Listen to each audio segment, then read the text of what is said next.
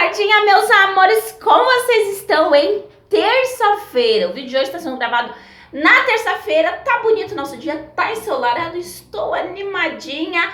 Vamos então falar sobre o início de carreira dessa GPzinha aqui, ó, que vos fala. Mas primeiro, vamos nos apresentar, hein, meus amores, porque ninguém tem bola de cristal, né?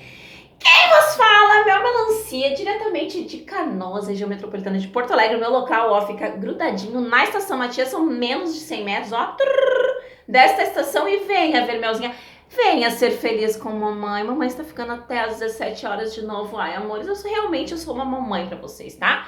Vamos então falar sobre o início de carreira. Como foi o meu início de carreira? O que mudou aí na minha cabeça, que fez a chave virar, que fez eu tomar essa decisão?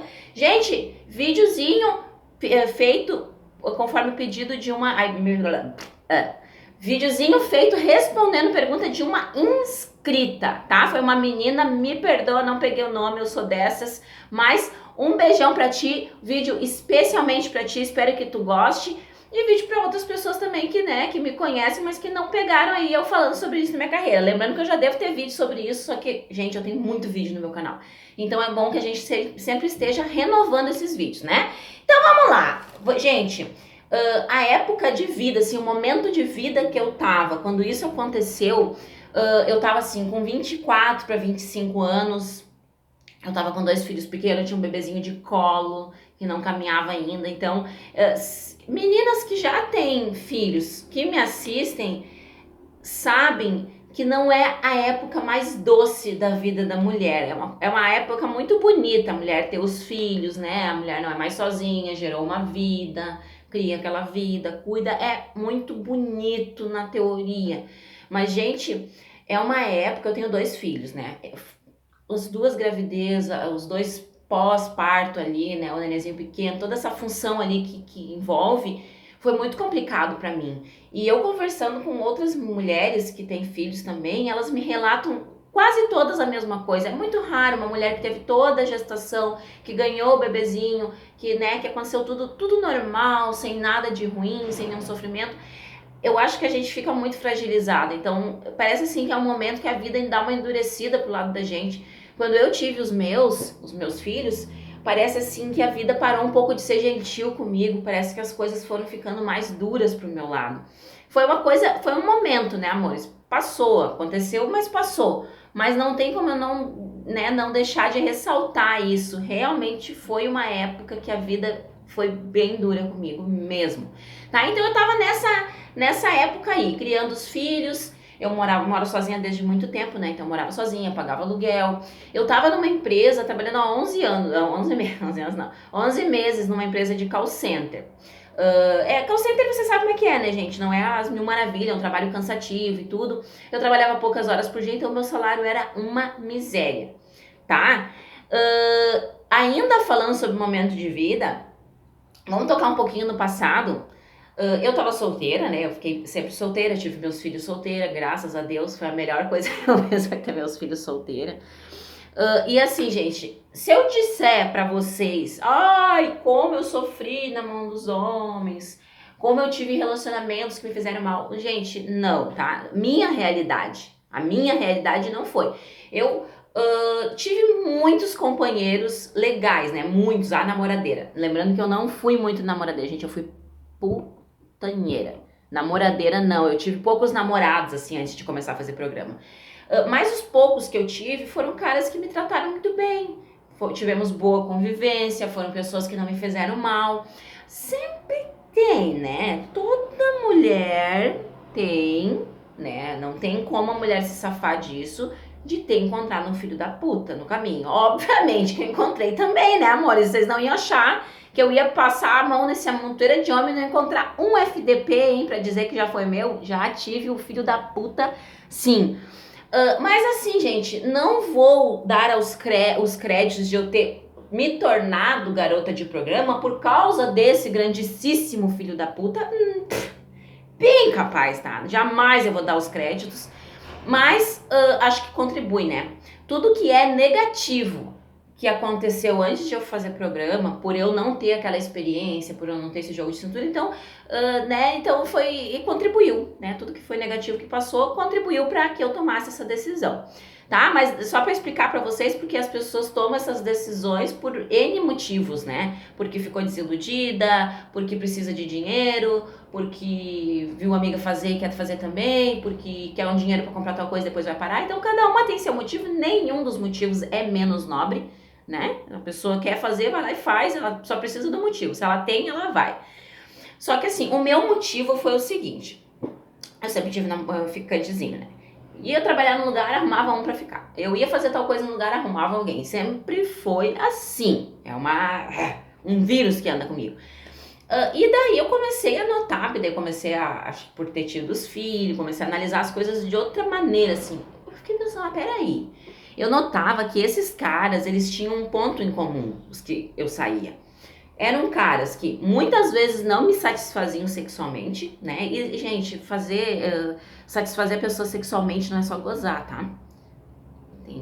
É uma forma mais ampla de tu satisfazer. Eles não me satisfaziam totalmente. Muitas vezes eram uns papos chato. Notava que assim, ó, vou sair com a fulana, então eu vou jogar tudo nela. Vou mentir bastante, vou falar que fiz, que aconteci, vou contar as histórias de quando eu tinha 12 anos. Ai, gente, enche o vidro da gente, acha que o vidro da gente é pinico, sabe?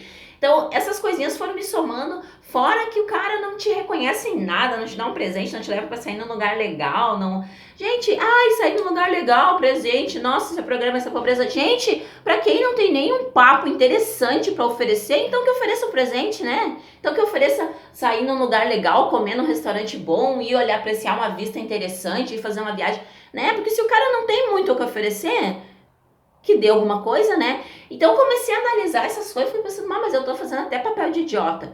Mas a maldita coceira, a bendita coceira, né, lá nos Países Baixos, que como que eu vou evitar os homens, porque eles fazem esse tipo de coisa, mas eu preciso dos homens, porque eu até então não estava namorando, não pretendia namorar e continuava sendo mulher, né, continuava tendo, né, fogo no parquinho. E daí comecei a voltar assim no tempo e lembrar de algumas pessoas que tinham passado na minha vida já há tempo e que tinham dito isso pra mim. Fulaninha, tu nunca pensou em fazer programa? Tu é bonita, tu é uma pessoa comunicativa, tu ia se dar bem.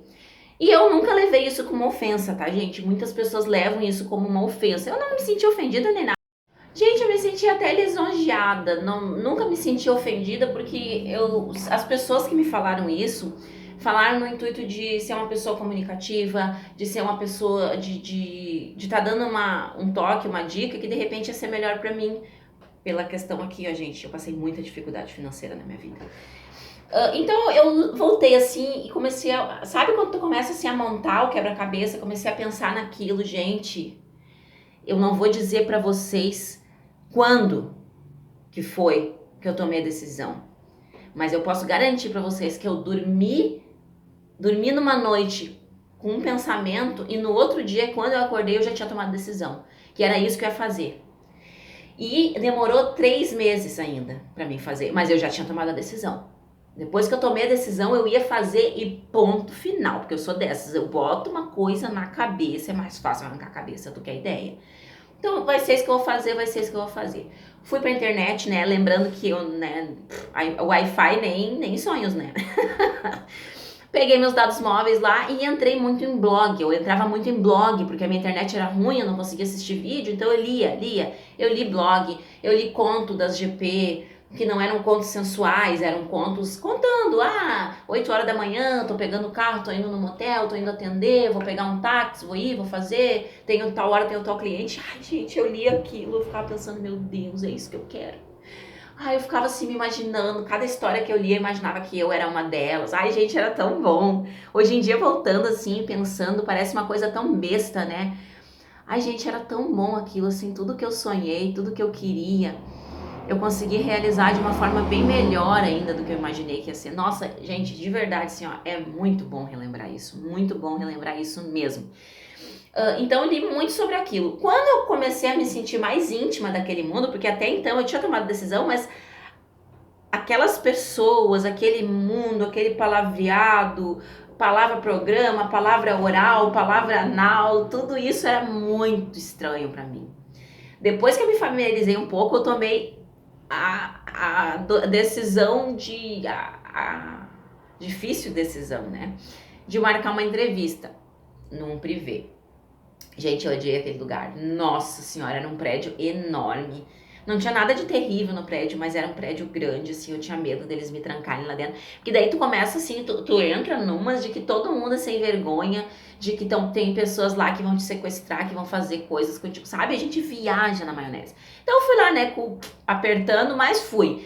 Não me senti bem, foi um amigo meu comigo, ficou do lado de fora, né, de olho em mim, eu disse, ó, se eu sumir, tu chama a polícia, chama meu pai, chama minha mãe, chama alguém, né? E ele foi lá e ficou comigo. Nossa, um beijão pra ele, o Everton, meu amigão, ó, meu best, meu amigão do coração.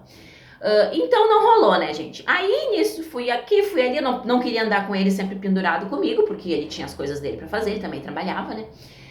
Fui lá e marquei a entrevista numa casa de massagem, daí nessa eu fui sozinha. Nessa, eu lembro até que eu fui de trem até Porto Alegre e de lá eu peguei um táxi e fui. Era lá no bairro Higienópolis, na Plínio.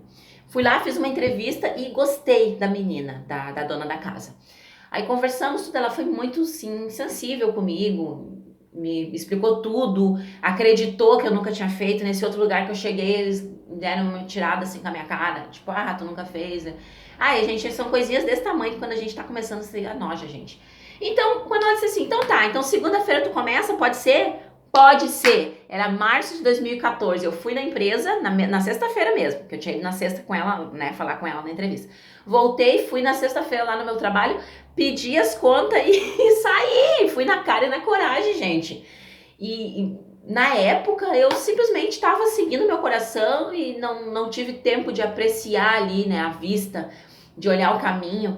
E olhando hoje em dia, gente, eu tive muita coragem. Meu Deus, eu tive muita coragem. Que coisa bem boa que aquela menina de 25 anos teve coragem de fazer aquilo, porque a minha vida ia ser muito diferente se eu não tivesse ido lá segunda-feira, ter começado a trabalhar. Foi um lugar que eu não ganhei bem, foi um lugar que eu não me senti uma delas. Eu me sentia bem no ambiente, era um ambiente bem bom, assim, limpo, uma casa legal. Mas eu não me sentia gente que nem elas. E depois eu parti para uma outra casa que eu adorei, depois eu parti para uma outra que eu adorei mais ainda, e daí depois eu fui para um apartamento com as meninas que eu amei mais ainda, e agora por último, né, nesse momento estou aqui no meu apartamento que eu amo mais ainda. Então assim, ó, se a minha escalada foi para cima em questão de bem-estar, né, gente? Nossa, eu não me arrependo de nenhum décimo, de nenhum passo que eu dei, de nada que eu fiz. Não me arrependo de nada, de nada, de nada mesmo. Bem pelo contrário, tenho bastante orgulho da menina que tomou essa coragem para se tornar a mulher que eu sou hoje. Tenho muito orgulho mesmo. E, né, gente, eu ainda tenho muito para mudar, porque a gente nunca fica estagnado na mesma coisa. Graças a Deus, a gente tá sempre mudando, né? Sempre evoluindo, sempre se renovando. E eu acho que o nosso vídeo fica aí, meus amores, porque ela perguntou sobre o momento que eu virei garota de programa. Não foi depois. Não foi o que aconteceu depois que eu me tornei. Primeiros atendimentos boca braba, brigas em casa de massagem, quebra-pau. Não, nada disso. Então, eu vou ficando por aqui. Ai, gente, cheiro de promo da foto. Eu acho que esse vídeo vai gerar uma promo da foto. Eu só acho, tá? Eu só acho, meus amores. Eu vou ficando por aqui. Eu espero que vocês tenham gostado de saber da história dessa GPzinha aqui que vos fala. Vocês me dão licença que eu vou dar mais uma estudada. Meu notebook tá aqui, ó, me chamando. Um beijinho. Fiquem com Deus e a gente vai se falando, meus amores.